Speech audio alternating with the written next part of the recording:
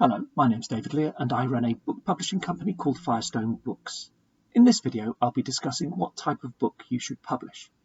Now, it's not for me to say what kind of book you should be publishing, but I'll give you my thoughts on it. So, for instance, I'll start off by saying straight away that you should not publish fiction. And I will give a video on that because it's quite a lengthy discussion, so I'll upload another video on that later on. I'd say stick to non-fiction. I'd say also think very carefully about what you want to publish. So, for instance, research which branches, which kinds of books make money. You need to make money, obviously. So have a look around. Think also about what you're interested in. Obviously, if you're not interested in something, for instance, if you're not interested in gardening, then you're going to struggle to publish books on gardening because you're suddenly going to have to learn a lot about it. You know, all these Latin terms for these plants and things like that. So think very carefully about where the money is and what you want to do, and hopefully there'll be some sort of overlap between the two. So I'd say also cast your net widely. It's something I did, and it's something that really benefited me. Don't go too niche straight away. Don't focus on something very particular straight away, because it may be that that particular thing that you want to do makes no money or very little money, not enough for you to live on. So cast your net widely. Then, once you've done that and you start publishing a range of books, wait and see which books sell and which books don't, and that will give you an indication as to what to focus in on. And it's something I did myself, and I'll tell you about it. So prior to publishing my very first books, I had to create them, and I spent about a year putting together two books, two anthologies of the earliest science fiction tales ever. Now, I thought they were great books.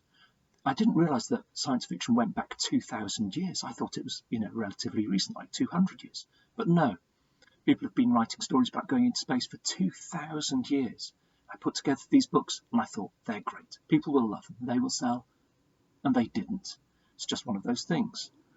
So then I went into publishing just any old fiction where the copyright had expired, so that I didn't have to pay the authors. So I published works of William Shakespeare, Charles Dickens, and things like that.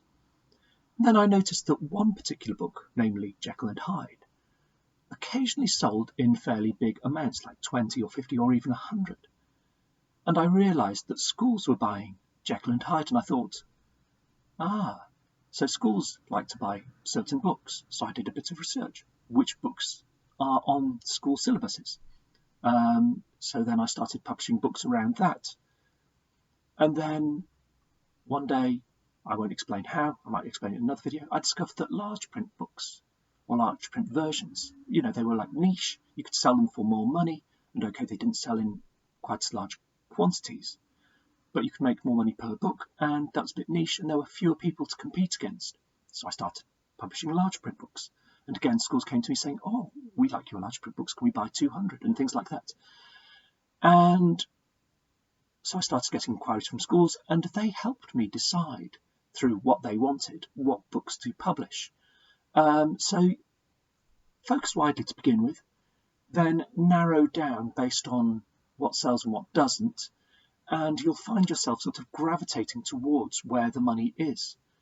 And that's it, really. That's all I'd like to say on, choosing your niche. So basically, have a look around, do a good amount of research, perhaps spend weeks or months researching, see what sells, and think about what you like, and then cast your net widely, and then narrow down. And that's it.